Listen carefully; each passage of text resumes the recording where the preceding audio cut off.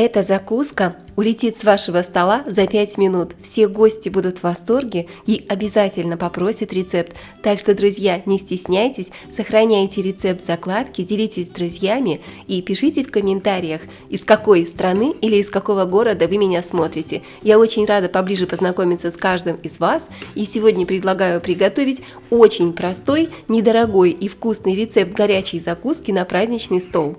Все делается очень быстро и просто. Итак, давайте начнем. Для рецепта мне понадобится 6 или 8 штук картофеля. Количество картофеля зависит от формы для выпечки, которую вы будете использовать, от ее размера. Я сегодня готовлю картофельную закуску в формочках для маффинов. Я думаю, что такую форму нетрудно найти в любом магазине, а у многих из вас она уже есть дома. Сразу же ставлю разогреваться сковородку с растительным маслом, добавлю кусочек сливочного масла и отправляю нарезанную картошку на разогретую сковородку.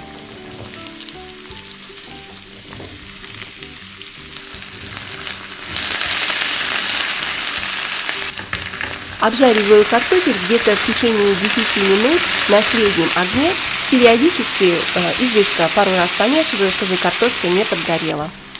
Сразу же приправляю картошку солью, а также сладкой паприкой. Можете приправить черным молотым перцем по вкусу.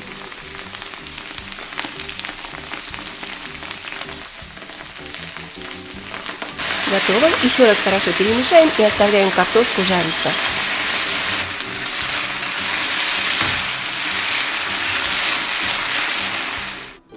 Пока жарится картофель, разбиваем в миску 5 куриных яиц.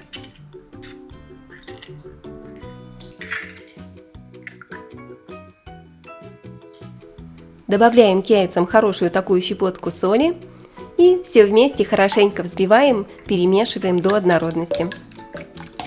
Можно смешать яйца при помощи венчика, а можно обычной вилочкой. Вот до такой гладкой консистенции яиц.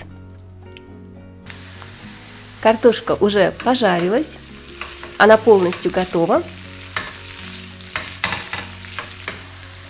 Обратите внимание, какие небольшие маленькие кубики картофеля получились, буквально 1 к 1 по размеру.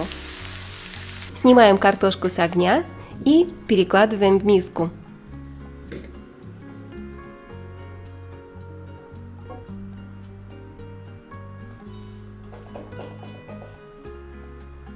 Теперь выливаем наши яйца на картофель.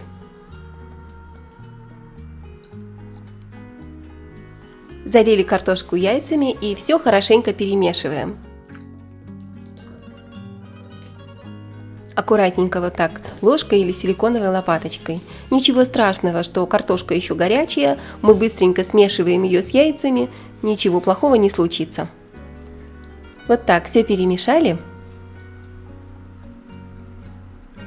Также для начинки мне понадобится 1 паприка, 1 сладкий болгарский перец.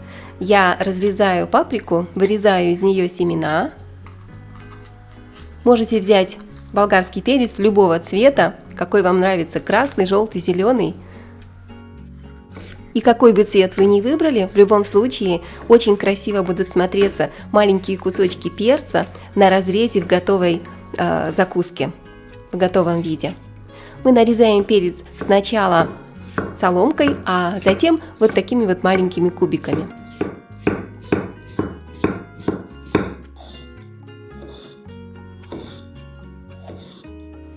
Друзья, а я напоминаю, что вы на канале Готовим дома, с вами Олеся, и сегодня мы с вами готовим очень вкусную, простую и недорогую закуску на праздничный стол. Вы можете приготовить ее на Новый год, на 8 марта, на любой праздник, и вся ваша семья и гости будут в полном восторге от этой вкусноты и красоты. Добавляем болгарский перец в миску с картошкой и точно так же меленько нарезаем пучок зеленого лука.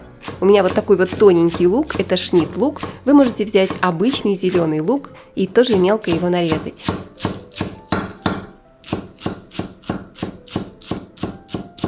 Для красоты, для цвета и, конечно же, для пользы. Зеленый лук всегда очень уместен в любых блюдах. Отправляем лук в миску с картошкой и болгарским перцем. Посмотрите уже, какая красота. И добавляю сюда 3 столовых ложки кукурузы. Консервированная кукуруза. Будет очень вкусно, друзья. Также мне понадобится кусочек сыра, грамм 100-150. Натираем сыр на терке.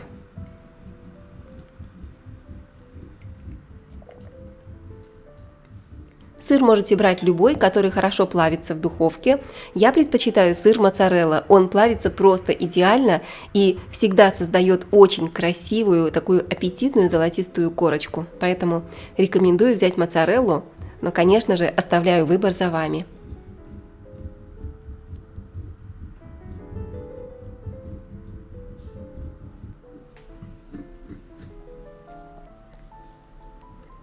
Теперь часть сыра добавляю в миску с картошкой.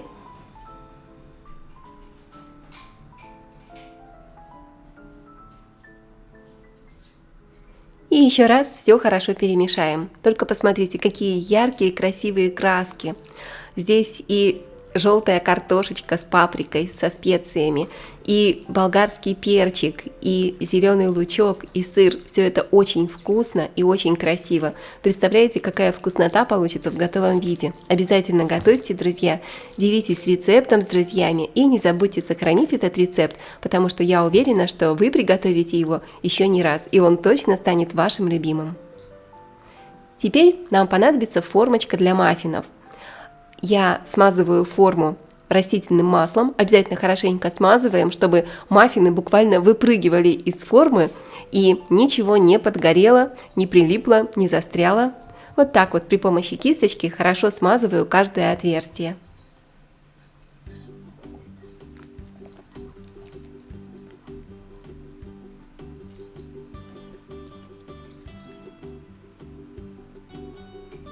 Теперь выкладываем нашу картошку на дно формочки, заполняем примерно где-то половину формы, половину отверстия.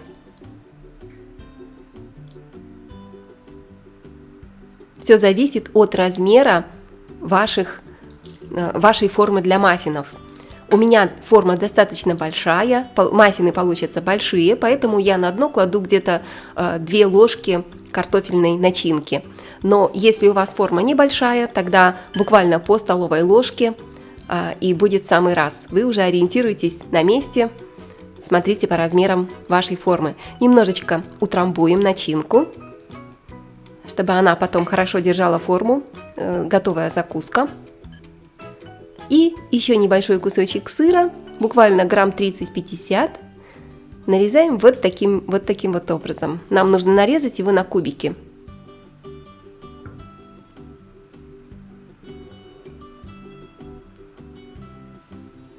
Я нарезаю сыр на 6 кубиков по числу маффинов для моей формы. Все, мне понадобится 6 кусочков, остальной сыр убираем. Теперь берем кубик сыра и кладем его прямо на картофельную начинку.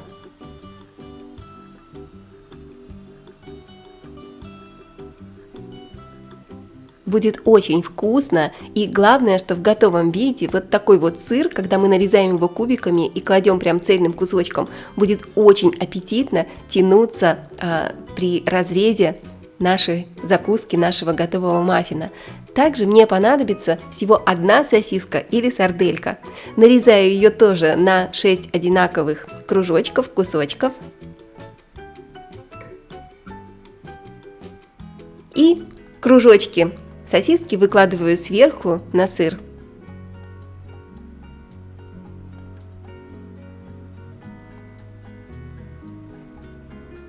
Такая сосиска будет очень интересно, здорово смотреться в разрезе. Так что обязательно положите кусочек небольшой сосиски и увидите, какая красота у вас получится. Сверху также посыпаю сыром. Это не обязательно, этот шаг вы можете пропустить, если хотите использовать чуть меньше сыра. Но я сыра не жалею, потому что чем больше, тем вкуснее будет в готовом виде. Все-таки мы с вами готовим закуску на праздничный стол, поэтому щедрость здесь будет служить нам на пользу. И сверху я выкладываю оставшуюся картофельную начинку, закрываю всю нашу серединку сосиски, сыр, все, что у нас внутри, хорошенько закрываем картофельной начинкой.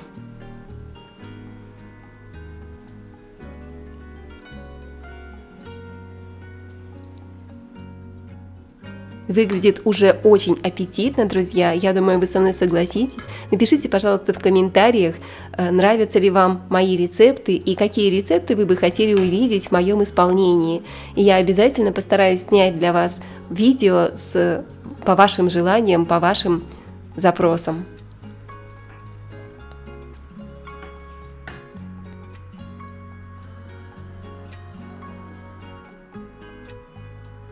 Все уже практически готово. И еще маленький шаг. Мне хочется добавить еще один маленький штрих, который станет финальным завершением и действительно украшением наших закусочных маффинов. И мне понадобится 1 помидор. Нарезаем помидор тоненькими кружочками, ломтиками.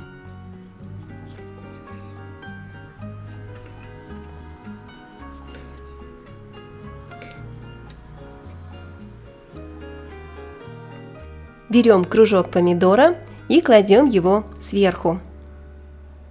Вот такая вот красота получается. Выглядит просто потрясающе, друзья. А на вкус это не менее вкусное, великолепное блюдо и очень дешевое, недорогое, очень вкусное, из самых доступных и простых продуктов, которые вы найдете в ближайшем магазине. Так что обязательно готовьте. Сверху я также посыплю немножечко сыром, чтобы получилась красивая золотистая, аппетитная румяная корочка. Духовку я уже разогрела до температуры 180 градусов. Отправляем маффины в горячую духовку на 25 минут и запекаем до красивой золотистой корочки сверху, чтобы сыр расплавился и зазолотился. Только посмотрите, друзья, какая красота у нас получилась. Наши маффины готовы. Посмотрите, какие они румяные, аппетитные. Такая невероятно золотистая, аппетитная корочка получилась. Очень-очень красиво выглядят. Будут потрясающе смотреться на праздничном столе и очень-очень вкусные. Посыпаем немного маффины зеленым луком или любой зеленью. Можете украсить по вашему вкусу любой зеленью. И давайте разрежем, посмотрим, какие они получились внутри. Мы помним, что внутри они у нас с сюрпризом. Не рецепт, а золото, друзья. Такой не стыдно подать на праздничный стол, и все гости будут в полном восторге. Посмотрите, как классно, аппетитно тянется сыр. Это очень вкусно. А я желаю вам приятного аппетита, прекрасного настроения. Пишите комментарии, ставьте лайки, делитесь рецептом с друзьями. Пока-пока и скоро увидимся!